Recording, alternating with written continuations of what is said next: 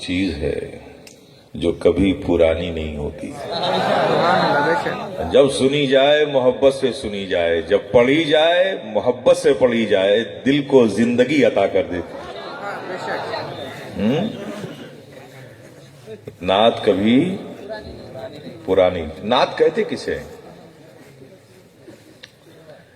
نبی کے وصف کی تعریف کو نعت کہتے ہیں. نبی کی روح زیبا کی تعریف، نبی کے کاکل عنبری کی تعریف، نبی کی شفقتوں کی تعریف، نبی کے معجزات کی، نبی کے اختیارات کی، ان سب تعریفات کو کیا کہتے ہیں؟ تو ذات کی تعریف کو، اوصاف کی تعریف کو کیا کہتے ہیں؟ دنیا جس کی بات پرانی نہیں ہوتی. کبھی آپ نے غور کیا ہے؟ ہم بولیں کوئی شبد، کوئی واقع، کوئی شبد ہم بولیں تو اسے کیا کہتے ہیں؟ شبد کہتے ہیں، واقع کہتے ہیں، ہے نا؟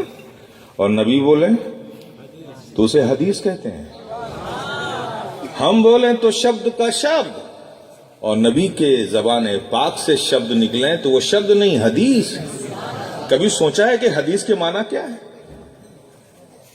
یہ حدیث کا ارتھ کیا ہے؟ اس کی میننگ کیا ہے؟ حدیث کسے کہتے ہیں؟ حدیث بولتے ہیں قدیم کے مقابلے میں. قدیم کہتے ہیں پرانے کو اور حدیث کہتے ہیں نئے کو.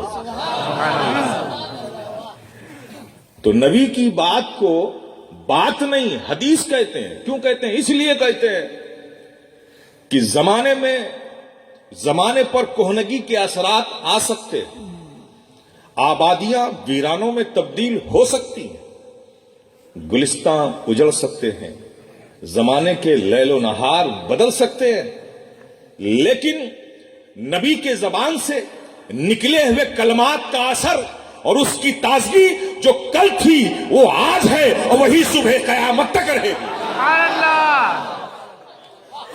اس لیے اسے حدیث کہتے ہیں. جو کبھی پرانا نہ ہو، جس کی تازگی ہمیشہ برقرار رکھے، وہ حدیث ہے. تو جس ذات کی بات پرانی نہیں ہوتی اس کی نعت کیسے پرانی ہوتی؟ اس کی نعت کیسے پرانی ہوتی ہے؟ اگر ہوتی ہے تو مجھے بتاؤ. یہاں بیٹھے ہوئے لوگ 20 سال 25 سال 30 سال 40 سال 50 سال 60 سال، کچھ ہمارے بزرگ 70 سال کے 20 محفل میں ہیں. اب مجھے بتائیے ان 70 سالوں سے 40 سالوں سے روز سورج نکلتا ہے نا؟ نکلتے دیکھا ہے نا؟ کدھر سے نکلتا ہے؟ پورب سے. روز دیکھا ہے نا؟ 20 سال سے سورج دیکھ رہے ہو، کبھی یہ تو نہیں کہا کہ سورج بڑا پرانا ہے؟ بے شک بے شک. کبھی بولے کیا؟ مجھے تو ایسا کوئی بولتا ہوا نظر نہیں آیا. کیا دیکھیں یار، روز تو نکلتا ہے، سورج بڑا پرانا ہے. ہمیں روز دیکھتے ہو اسے پرانا نہیں کہتے.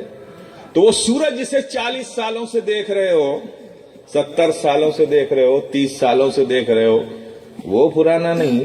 تو وہ سورج جو نبی کے تلووں کی نور کی خیرات لے کر آسمان پہ چمک رہا ہے، جب وہ سورج پرانا نہیں ہو سکتا تو ہمارے نبی کی بات اور رات کیسے پرانی ہو سکتی؟ سبحان اللہ سبحان اللہ سبحان اللہ. کیا میرے پیارے، نعت تو نعت ہے. بے شک بے شک. جب محبت سے پڑھی جائے لطف آتا ہے، محبت سے سنی جائے. اور یہ نعت ہی کا اعجاز ہے. آپ سامعین ہیں نا، سننے والے ہیں نا. جب ایک انسان نعت پڑھتا ہے تو کچھ سنتے بھی ہیں. اب سننے والوں کا اعجاز دیکھو. نعت جو پڑھتا ہے وہ حسان ابن ثابت کی سنت ادا کرتا ہے، اور نعت جو سنتا ہے وہ نبی کی سنت ادا کرتا ہے. وہ نبی کی سنت ادا کرتا ہے. سبحان اللہ سبحان اللہ. آپ سمجھ گئے نا؟ اور کچھ ہمارے شعراء حضرات بھی ہیں. یہ بات میں ان کی تائید میں یا کسی تحریک کے عنوان سے نہیں کہہ رہا ہوں، ایک حقیقت بیان کر رہا ہوں. تو نعت سننا نبی کی سنت ہے اور پڑھنا حسان ابن ثابت کی سنت ہے. اور یہ نعت میں جو نظر پیش کرتے ہیں نا،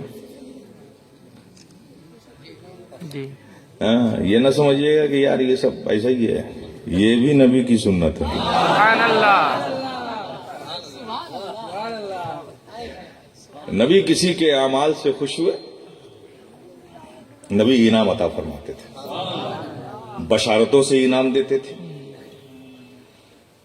لیکن نعت سننے کے بعد نبی اتنا خوش ہوئے کہ نبی نے اس کے لیے جو انعام دیا اس کی کوئی مثال نہیں ملتی. سبحان اللہ.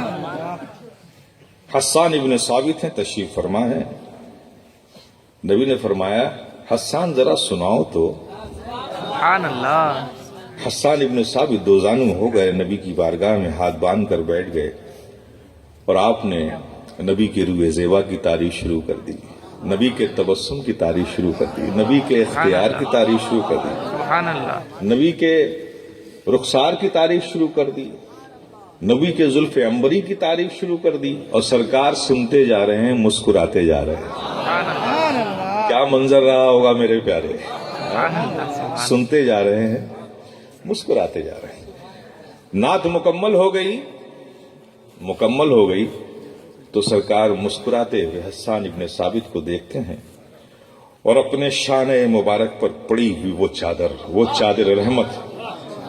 چادر رحمت جس کے سائے میں ساری امت ہے، سبحان اللہ. آپ نے وہ اتاری اور حسان ابن ثابت کو عطا فرمایا.